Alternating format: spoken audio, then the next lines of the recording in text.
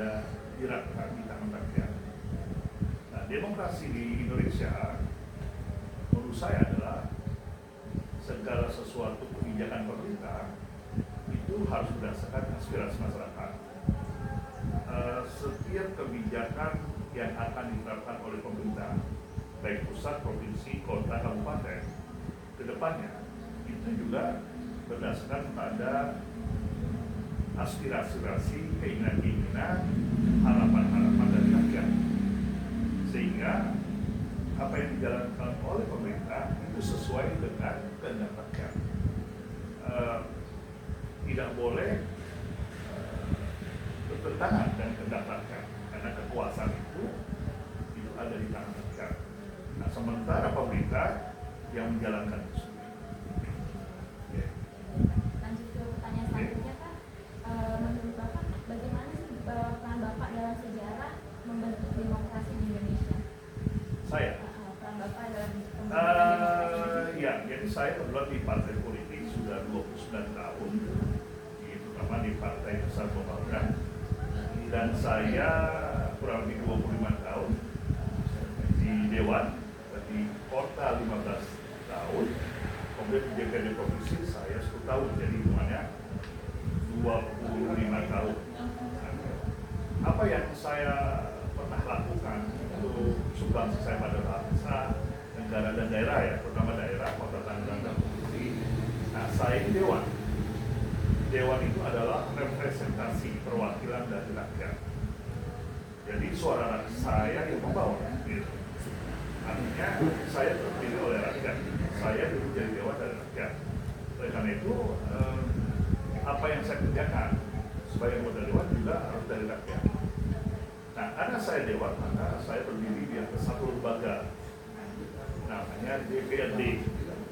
Nah, jadi pekerjaan DPRD itu ada 3. Membuat undang-undang, peraturan daerah. Kedua itu adalah membuat anggaran. Ya. Ketiga adalah controlling. Jadi controlling, budgeting, kemudian pengawasan. Controlling, budgeting, dan legislasi. Anggaran. Anggaran daerahnya. Jadi anggaran daerah, pemerintah dalam wali kota dulu mengajukan, kita yang mengesahkan. Setelah disahkan, maka ini sah dilaksanakan. Kedua, setiap daerah, provinsi, kota itu punya perda, peraturan daerah. Itu baru sah bisa dilaksanakan oleh pemerintah daerah setelah pemerintah wali kota atau bupati dan gubernur mengajukan kepada dewan. Setelah disahkan dengan mengucapkan bismillahirrahmanirrahim, maka perda ini kami sahkan, maka sedang itu perda itu dilaksanakan. Apalagi kemudian adalah kontrol. Kalau saya di Kota Tangerang, ya saya mengontrol kebijakan wali kota, wakil, kepala dinas, kepala kantor, kepala badan, camat, lurah, gitu. Jadi kita tugasnya kontrolin. Apa yang dikontrol? Baik kebijakan mereka, pelaksanaan mereka di lapangan, adakah yang sudah benar, apakah ada masih ada koreksi, masih ada perbaikan-perbaikan. Nah, jadi sekarang kalau di Kota Tangerang ada perbaikan, ada jalan rapi, jembatan, ada pembangunan puskesmas, pembangunan sekolah, dan jalan setapak, jalan lingkungan, jalan kota, jalan provinsi. Itu adalah hasil karya pemerintahan. Pemerintahan itu terdiri dari wali kota dan dewan. Jadi di situ kontribusi saya terhadap daerah Kota Tangerang. Gitu. Lanjut ke pertanyaan berikutnya, apa sih Pak tantangan terbesar yang Bapak hadapi di demokrasi Indonesia ini? Demokrasi di Indonesia ini terutama di wilayah Kota Tangerang, ya, karena Kota Tangerang bagian dari negara Indonesia. Ya, demokrasi itu tantangannya adalah biasa beda pendapat, beda pandangan, beda pemikiran terhadap satu kebijakan. Misalnya rencana misalnya tentang peraturan daerah madrasah diniyah. Artinya setiap warga Tangerang ya, yang ingin sekolah SD misalnya itu ya, maka dia diharapkan ke sekolah di madrasah diniyah. Begitu. Nah ini kan di DPRD itu adalah berbeda-beda partai. Karena berbeda-beda partai dan berbeda harapan nantinya. Kadang-kadang itu menjadi tantangan tersendiri, menjadi dinamika sendiri, menjadi hambatan sendiri. Tapi karena kita orang politik, bagaimana kita bisa mampu menyelesaikan dinamika yang ada dengan baik. Juga teman-teman kita yang di DPR di skopnya Indonesia.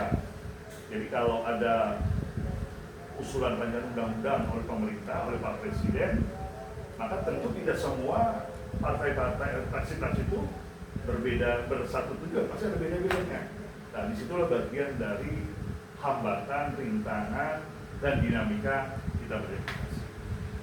Tantangan untuk kantor daerah ataupun kan Bapak sebelumnya juga pernah mencalonkan di RI, itu sama apa beda? Nah, saya pernah mencalonkan RI, tapi saya gagal. Ini pencalon saya yang ke-7 kalinya. Jadi saya pernah nyalon 7 kali, 97 saya gagal, 2004 gagal. Tapi 99, 2004, 2009, 2014, 2019 saya berhasil. Nah pada saat saya gagal. Tapi prinsipnya baik di DPR RI maupun DPRD Kota dan DPRD Provinsi itu substansinya sama saja. Pasti dalam berdemokrasi pasti ada dinamika. Ya. Oke Pak, ada pertanyaan terakhir.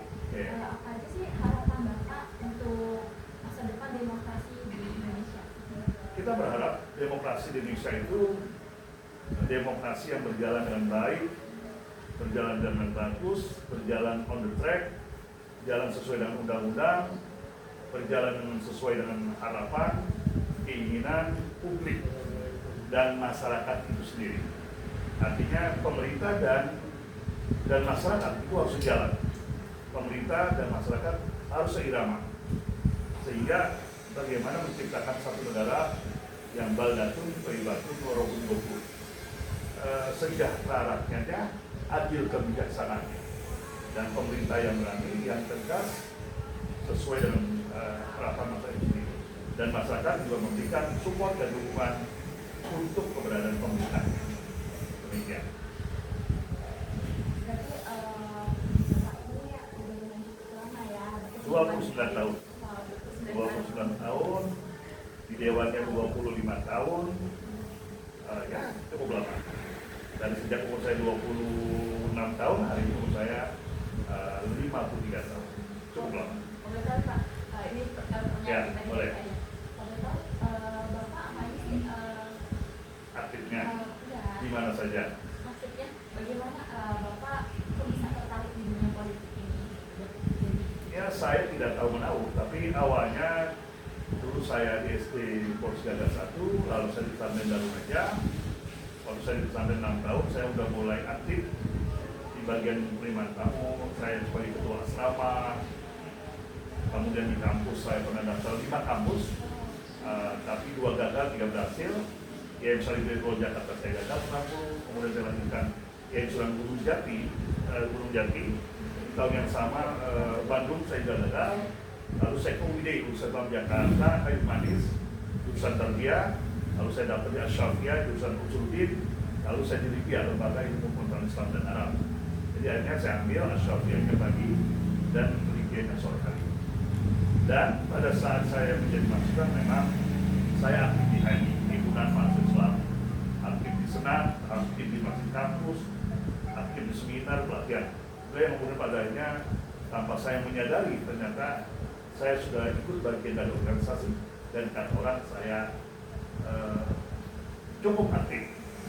Nah, aktifnya saya di kampus itulah kemudian kelas sarjana terus mendorong saya untuk selalu hidup berorganisasi di masjid sekitar masyarakat kita, di masjid kota, kemudian dan sebagainya. Sampai 96 saya bergabung di Partai Persatuan Pembangunan. Waktu itu partai itu masih 3, PDI, kemudian Golkar dan P3. 99 barulah muncullah multi partai yang banyak. Ya. Bapak itu asal muasalnya. Asal muasalnya. Ya, jadi kalau kalian berdua mau aktif di organisasi, mau ke depan politik silakan. Mau ikut jejak Pak Iskandar, silakan. Ya. Ya baik. Baik, sama-sama. Untuk jawaban-jawabannya. Mohon maaf. Wassalamualaikum warahmatullahi wabarakatuh. Waalaikumsalam warahmatullahi wabarakatuh.